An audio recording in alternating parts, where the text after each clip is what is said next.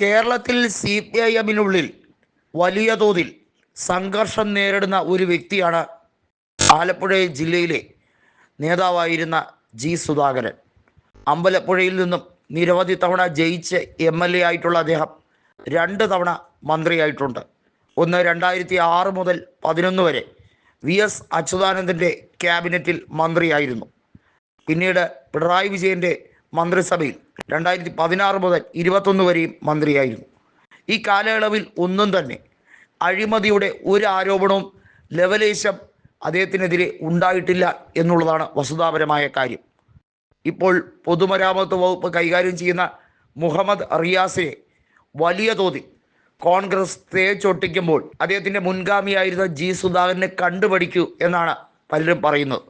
G സുധാകരനെ ഒരിക്കൽ പോലും താൻ വിമർശിച്ചിട്ടില്ല എന്ന് പ്രതിപക്ഷ നേതാവായ രമേശ് ചെന്നിത്തല വെറുതെ പറയുന്നതല്ല.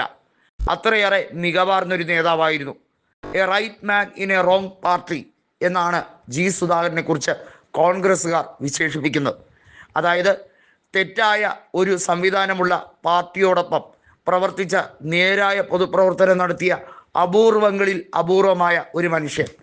ഒരുപക്ഷെ ആലപ്പുഴയിൽ VS അച്യുതാനന്ദൻ കഴിഞ്ഞാൽ ഇന്ന് ജീവിച്ചിരിക്കുന്നതിൽ ഏറ്റവും ഉശിരുള്ള ഒരു നേതാവ് എന്ന് പറയാൻ അവകാശപ്പെടാൻ ജി സുധാകരൻ്റെ പേരേ ഉള്ളൂ.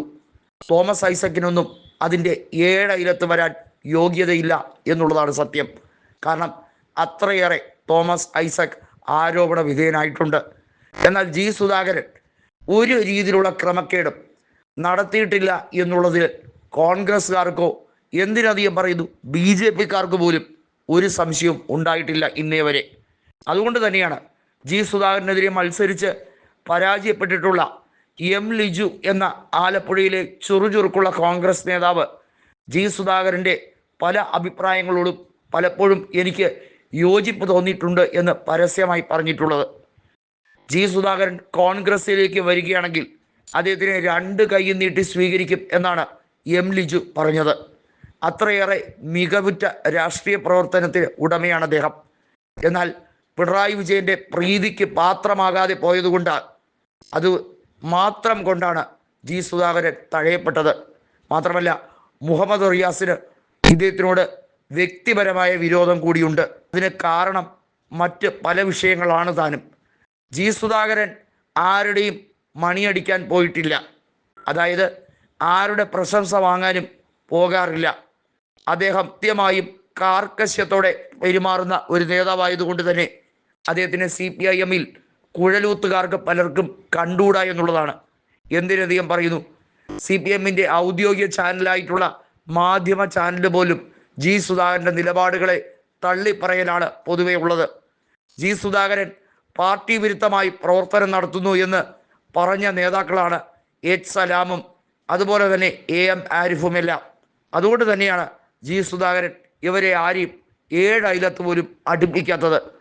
പാർട്ടിയിൽ വിഭാഗത ഉണ്ടാക്കാനും വലിയ തോതിൽ SDPI, പോപ്പുലർ ഫ്രണ്ട് എന്നീ വകുപ്പുകളുടെ തൊഴുത്തിൽ കെട്ടാനും ഈ പറയുന്ന AM ആരിഫും H സലാമും ഒക്കെ പലതവണ ശ്രമിച്ചിട്ടുള്ളതാണെന്ന് ജി സുധാകരൻ പലതവണയായി പറഞ്ഞിട്ടുള്ളതായി പലരും പറയുന്നുണ്ട്.